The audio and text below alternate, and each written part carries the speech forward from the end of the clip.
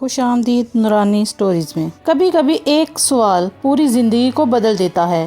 ایک دن پہاڑوں کے دامن میں بسے ایک پر اسرار گاؤں نورباد میں ظہر کی اذان کے بعد ایک عجیب آواز گونجی۔ یہ نہ انسان کی آواز تھی نہ جانور کی، جیسے آسمان سے کوئی دل کے اندر اتر کر پکار رہا ہو۔ کیا تمہیں معلوم ہے کہ جنت سے اترنے والے پھل آج بھی زمین پر موجود ہیں؟ گاؤں کے سب لوگ چونک گئے، گھروں سے باہر نکلے اور مسجد کے صحن میں جمع ہو گئے۔ مسجد کے دروازے پر ایک بوڑھا شخص کھڑا تھا، لمبی سفید داڑھی، ماتھے پر سجدے کا نشان اور آنکھوں میں ایسا نور کہ دیکھنے والے پلٹ نہ سکیں۔ اس کا نام بابا حکیم اللہ تھا۔ سب نے سنا تھا کہ وہ دور کے سفر سے واپس آیا ہے، لیکن کوئی نہیں جانتا تھا کہ وہ کہاں گئے تھے۔ انہوں نے ہاتھ اٹھایا اور آہستہ سے کہا، میں ان 14 پھلوں کی گواہی لے کر آیا ہوں جن کی جڑیں جنت میں ہیں اور سایہ زمین پر۔ گاؤں والوں میں سناٹا چھا گیا۔ کیا واقعی ایسے پھل موجود ہیں؟ کیا واقعی جنت کی خوشبو آج بھی سانسوں کو تازہ کر سکتی ہے؟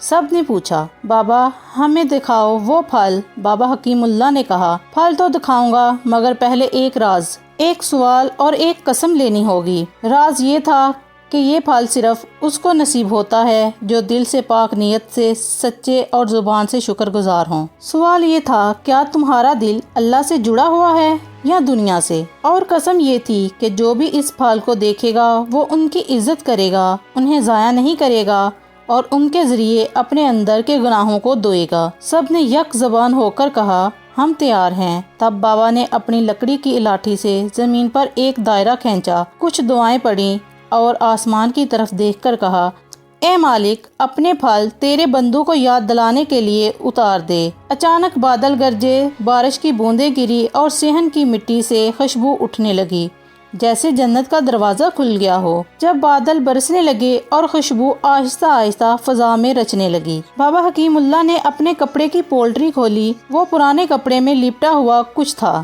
جسے بابا حکیم اللہ نہایت احتیاط سے نکال رہے تھے۔ چاروں طرف سناٹا تھا، لوگ سانسیں روک کر وہ لمحہ دیکھ رہے تھے۔ جیسے ہی بابا نے پہلا پھل نکالا، ایک روشنی سی پھوٹ پڑی، وہ تھا انجیر۔ بابا نے کہا، یہ وہ پھل ہے جس کا ذکر قرآن مجید میں بھی آیا ہے۔ اللہ نے اس کی قسم کھائی۔ سب بچے اور بوڑھے حیرت سے اسے دیکھ رہے تھے۔ جب حضرت آدم جنت سے نکالے گئے تو وہ ننگے تھے۔ اللہ تعالیٰ نے ان کی ستر پوشی انہی انجیر کے پتوں سے کی۔ بابا کی آواز بہت میٹھی تھی، یہ پھل حیا کی نشانی ہے۔ جس دل میں حیا ہو وہ دل جنت کے قابل ہوتا ہے۔ بابا نے دوسرا پھل نکالا، انار۔ سب نے آہ بھر کر کہا، سبحان اللہ۔ بابا نے کہا، حدیث میں آیا ہے یہ انار جنت سے آیا ہے اور ہر انار میں جنت کا ایک دانہ ہوگا۔ قرآن پاک میں بھی فرمایا گیا ہے، یہ انار ان لوگوں کے لیے ہے جنہوں نے دنیا میں صبر کیا، شکر کیا اور اللہ کی رضا میں راضی رہے۔ تیسرا پھل جب سامنے آیا تو نوجوانوں کی آنکھیں نم ہو گئیں۔ یہ ہے کھجور، جسے اللہ تعالیٰ نے حضرت مریم کے لیے اتارا تھا جب وہ درد کے عالم میں تھی، تو اللہ نے کہا، کھجور کے تنے کو ہلاؤ،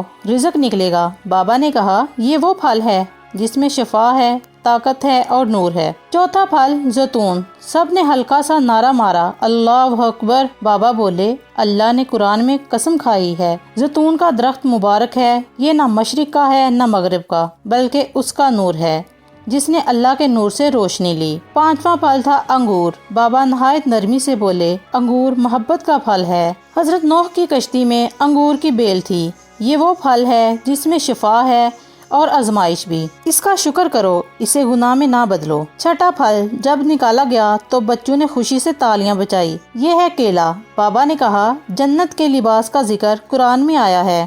مصفرین نے کہا، یہ کیلا ہے جس کے پتے جنت کے لباس بنیں گے، یہ عزت کا، سادگی کا اور شکر کا پھل ہے۔ ساتواں پھل تھا سیب۔ سب خاموش ہو گئے۔ بابا نے کہا، بعض روایات میں آیا ہے کہ حضرت آدم جس درخت کے قریب گئے تھے وہ سیب تھا۔ یہ پھل خوبصورت بھی ہے، لیکن اسی خوبصورتی میں بھی فتنہ ہے، اسے دیکھ کر دل نرم ہو، نہ گناہوں میں پڑے۔ بابا خاموش ہو گئے۔ سب کے چہرے پر سکون تھا، آنکھوں میں نور تھا۔ بابا نے کہا، یہ صرف پھل نہیں، یہ رشتہ جنت سے ہے، جو انہیں سمجھے گا وہ خدا کی رضا پائے گا۔ بابا حکیم اللہ نے جب آٹھواں پھل نکالا تو فضا میں ہلکی سی خوشبو پھیل گئی، یہ ہے پپیتا۔ سب نے حیرت سے دیکھا۔ بابا نے کہا، یہ وہ پھل ہے جس کے ذریعے اللہ تعالیٰ بدن کی گندگی کو صاف کرتا ہے، یہ نرم دلوں کا رفیق ہے۔ जिस घर में पपीता हो वहाँ दिलों में बुराई नहीं रहती। बाबा हकीम उल्लाह ने कहा, ये नरम दिलों की पहचान है, ये दिलों की मैल साफ करता है और जिस दिल में फसाद हो इसके लिए शिफा बन जाता है।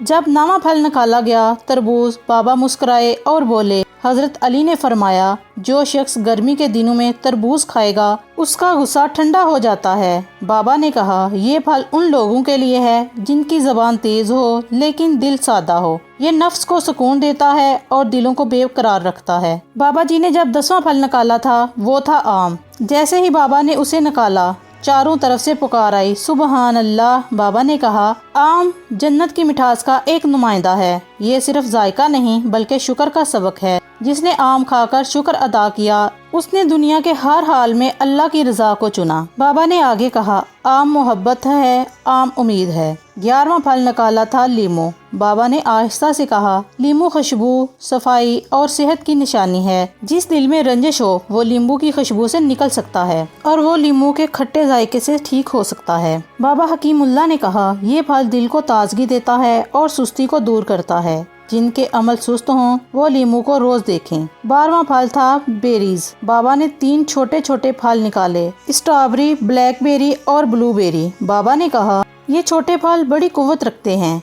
इनमें वो मवाद है जो बदन के जहर को साफ कर देता है और रूह की थकन को दूर करता है। बाबा ने आगे कहा, जो इन छोटे फलों को अहम समझेगा वो अल्लाह ताला की नेमतों का सच्चा शुक्रगुजार होगा। जब बाबा हकीम उल्लाह ने 13वां फल निकाला तो बाबा का चेहरा गमगीर हो गया। ये है चीकू। बाबा ने कहा, चीकू बाहर से सख्त होता है लेकिन अंदर से मीठा। ये हमें सिखाता है कि इंसान की ज़ाहरी शक्ल पर ना जाओ, उसके दिल को देखो। जिसका दिल साफ हो वही अल्लाह का वली होता है। आखिरी फल था जामुन। बाबा ने कहा, ये फल जुबान को रंग देता है लेकिन सिर्फ जुबान नहीं दिल को भी रंग देता है। जिसने जामुन को शुक्र से खाया उसका दिल भी रंगीन हो गया। बाबा ने कहा, जिसके अंदर शुक्र हो उसका हर लफ्ज़ दुआ बन जाता है। इसी तरह बाबा हकीम उल्लाह ने 14वें फल का तारुफ करवाया। गांव वालों के चेहरे नूर से भर गए। किसी की आंख नम, किसी का दिल बदला और किसी की नीयत सीधी हो गई। बाबा ने कहा, अब ये तुम पर है कि इन फलों को सिर्फ जायके के लिए रखो या इन्हें अपनी जिंदगी का निजाम बना लो। बाबा हकीम उल्लाह खुद खामोश हो गए, वो जैसे किसी गहरी फिक्र में डूब गए हों। 14 जन्नती फलों की बात खत्म हुई मगर गाँव वालों के दिलों में ऐसा जज्बा बेदार हुआ जैसे कलब मुर्दा मरहम पी गए हों। बाबा ने आस्था से जमीन पर निगाह डाली, फिर आसमान की तरफ देखा और बोले, ऐ मेरे बच्चों, अब जिसे जन्नत चाहिए वो जन्नत के फलों को जिंदगी में उतारे। ये फल खुद नहीं बोलते मगर जिसके दिल में नूर हो वो इनके अंदर अल्लाह का पैगाम सुन लेते हैं। इतने में फजा में हवा का रंग तब्दील हुआ। एक ठंडा नूरानी झोंका चला। गाँव के पेड़ों की पत्तियाँ खुद ब खुद हिलने लगी जैसे दुआ दे रही हों। बाबा हकीम उल्लाह ने एक नज़र सब पर डाली और एक सफ़ेद पत्थर पर बैठ गए। वो पत्थर आज भी गांव में बाबा जी का नूर कहलाता है। किसी ने हिम्मत करके पूछा, बाबा जी क्या आप फरिश्ते हैं? बाबा मुस्कुराए, आंखों में नूर, चेहरे पर सुकून। नहीं, मैं फरिश्ता नहीं, मैं एक बंदा हूँ जिसे जन्नत के फलों का रास्ता दिखाया गया। तुम में से भी जिसका दिल साफ होगा वो इसी राज तक पहुंच जाएगा। फिर बाबा ने आहिस्ता से आसमान की तरफ देखा, अपनी आंखें बंद की और नूर में बदल गए। गांव वाले हैरान हो गए पर वो पुर उम्मीद थे। बाबा चले गए मगर उनकी बातें, 14 जन्नती फलों का सफर और अल्लाह का पैगाम आज भी गाँव में हवा में गुला हुआ है। जब भी कोई फल खाता है तो वो सरगोशियाँ सुनता है। याद रखो, जन्नत दूर नहीं अगर तुम अल्लाह के दिए हुए फलों की कदर करो। अगर आपको हमारी ये कहानी अच्छी लगी है तो हमारे चैनल नूरानी स्टोरीज को लाइक, सब्सक्राइब और कमेंट ज़रूर करें और बेल नोटिफिकेशन के बटन को ऑन करें ताकि आने वाली वीडियो का नोटिफिकेशन आपको सबसे पहले मिल सके। मिलते हैं अगली स्टोरी के साथ, तब तक के लिए अल्लाह हाफिज़।